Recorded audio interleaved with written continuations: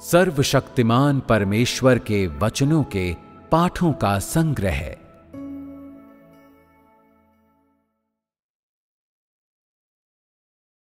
गंतव्य के बारे में।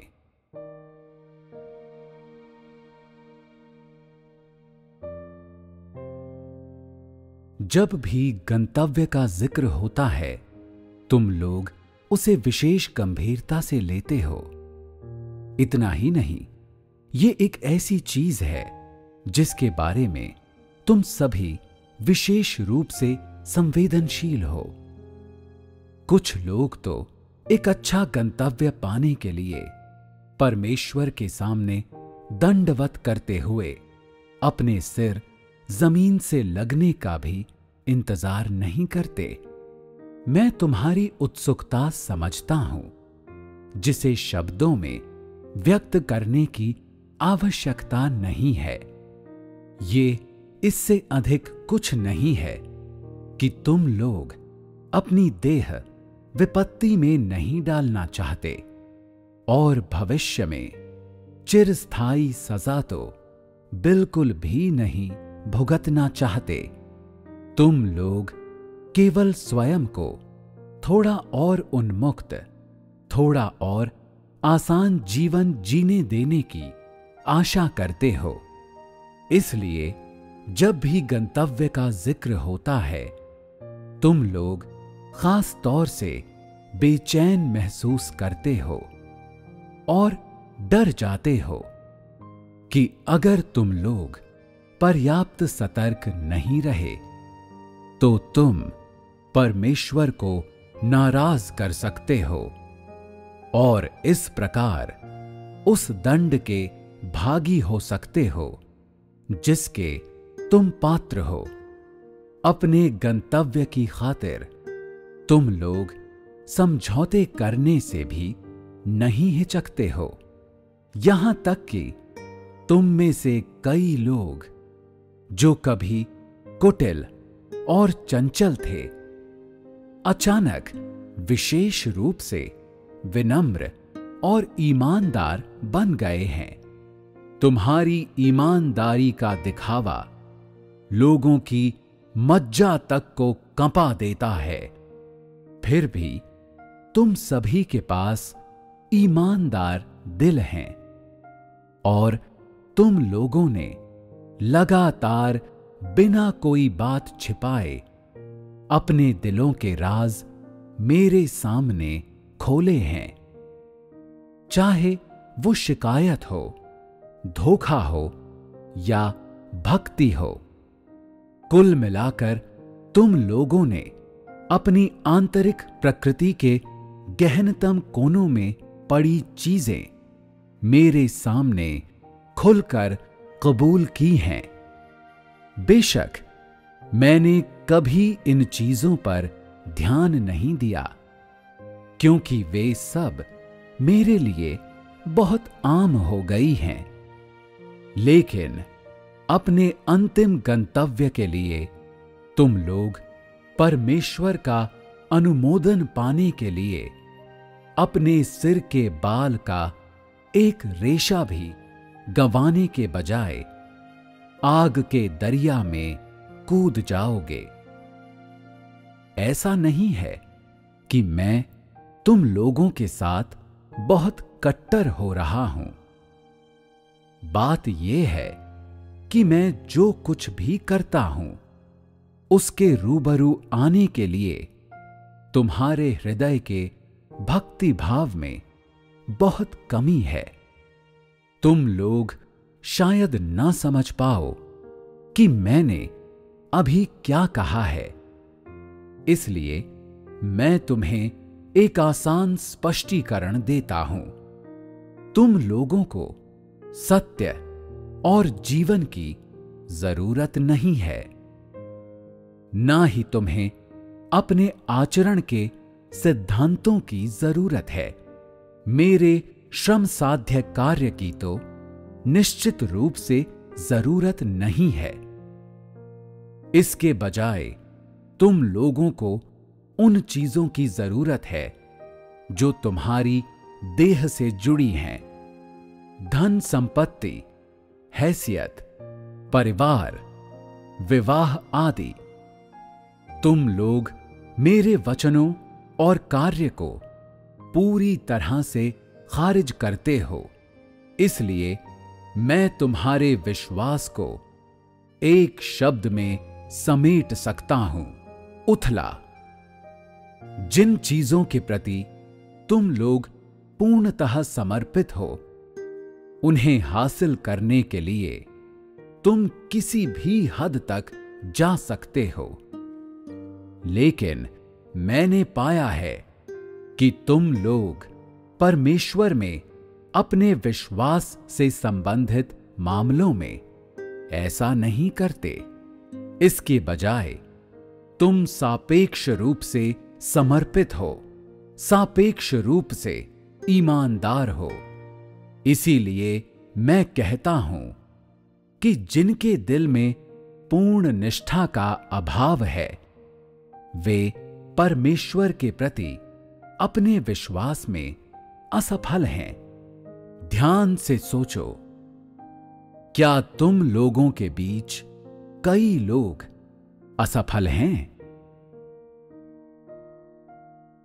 तुम लोगों को ज्ञात होना चाहिए कि परमेश्वर पर विश्वास में सफलता लोगों के अपने कार्यों का परिणाम होती है।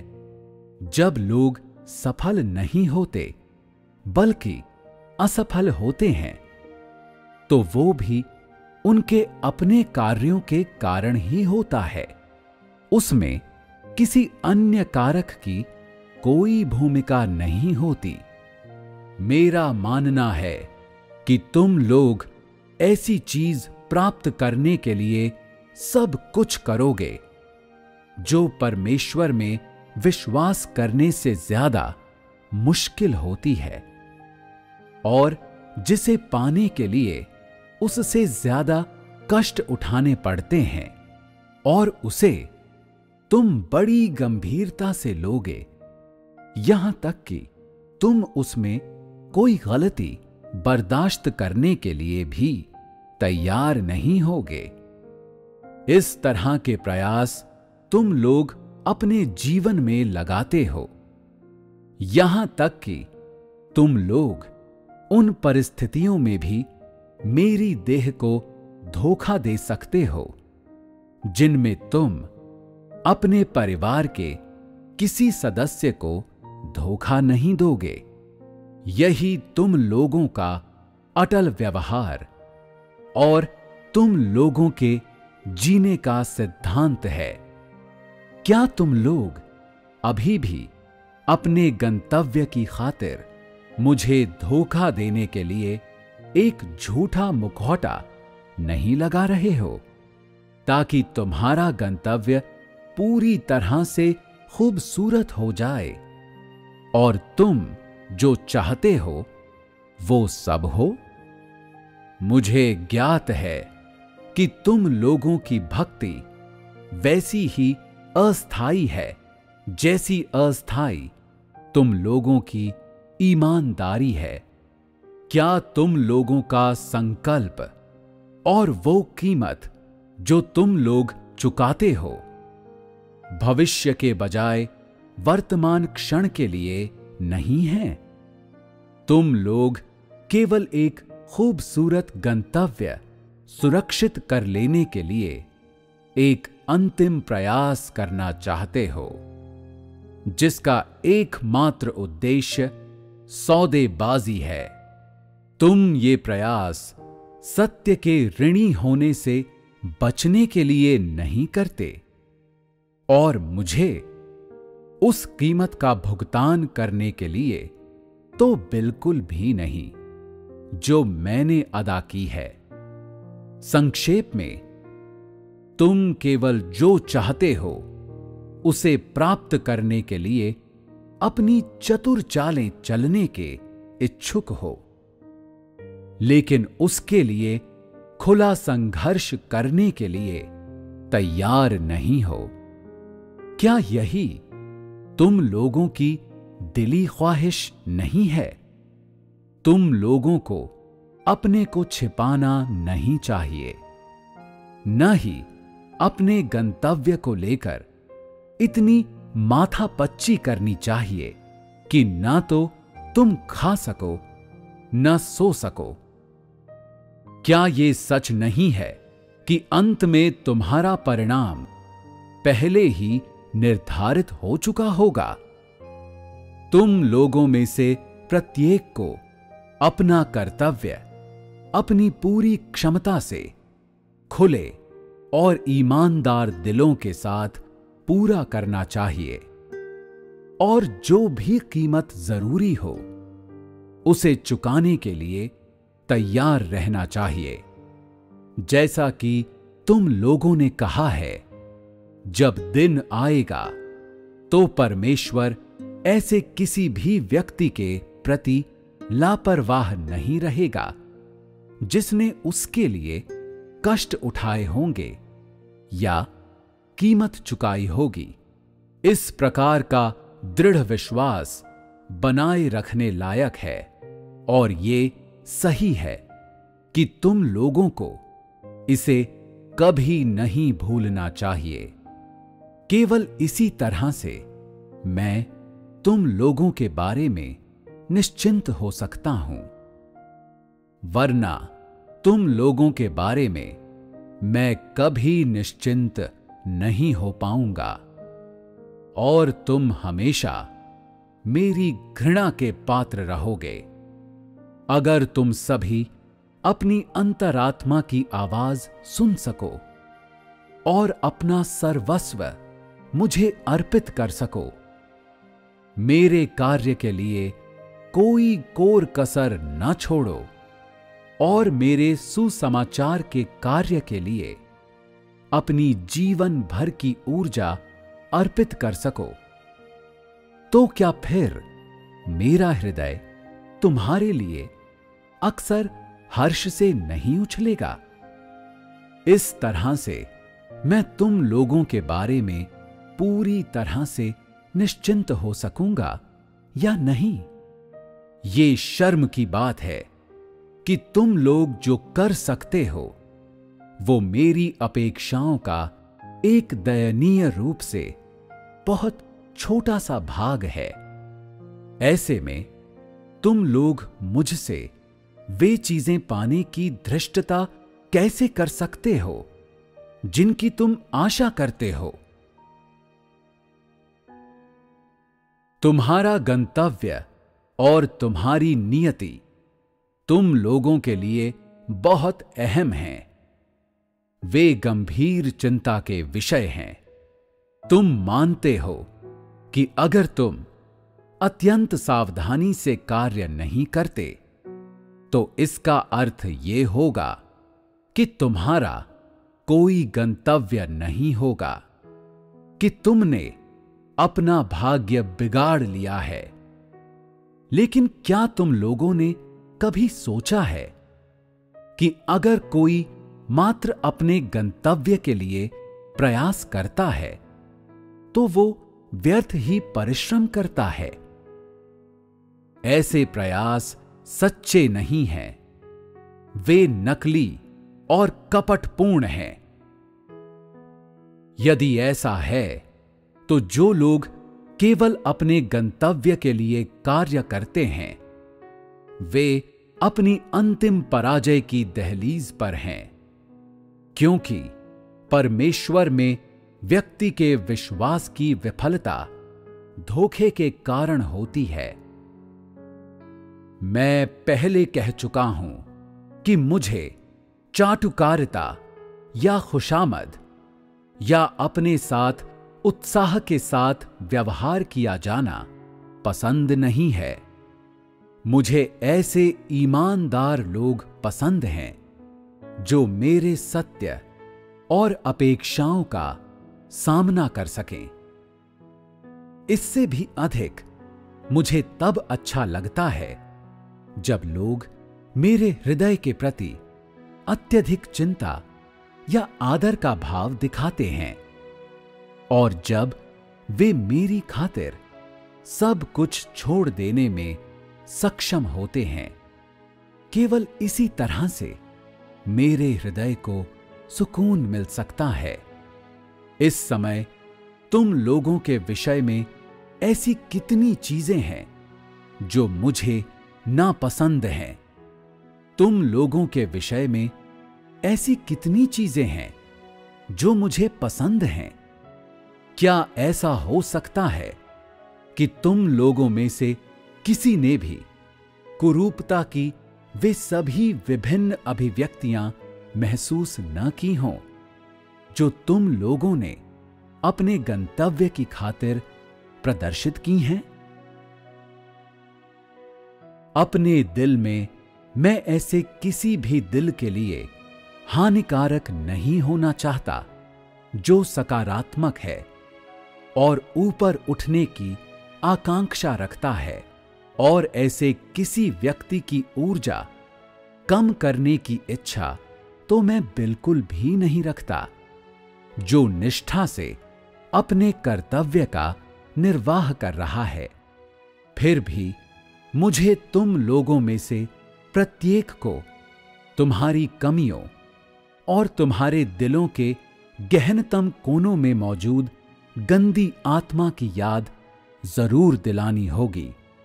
मैं ऐसा इस उम्मीद में करता हूं कि तुम लोग मेरे वचनों के रूबरू आने के लिए अपना सच्चा हृदय अर्पित करने में सक्षम होगे, क्योंकि मुझे सबसे ज्यादा घृणा लोगों द्वारा मेरे साथ किए जाने वाले धोखे से है। मैं केवल ये उम्मीद करता हूं कि मेरे कार्य के अंतिम चरण में तुम लोग अपना सर्वोत्कृष्ट निष्पादन देने में सक्षम होगे और कि तुम अपने को पूरे मन से समर्पित करोगे, अधूरे मन से नहीं। बेशक मैं ये उम्मीद भी करता हूं कि तुम लोगों को सर्वोत्तम गंतव्य प्राप्त हो सके। फिर भी मेरे पास अभी भी मेरी अपनी आवश्यकता है, और वो ये कि तुम लोग मुझे अपनी आत्मा और अंतिम भक्ति समर्पित करने में सर्वोत्तम निर्णय करो।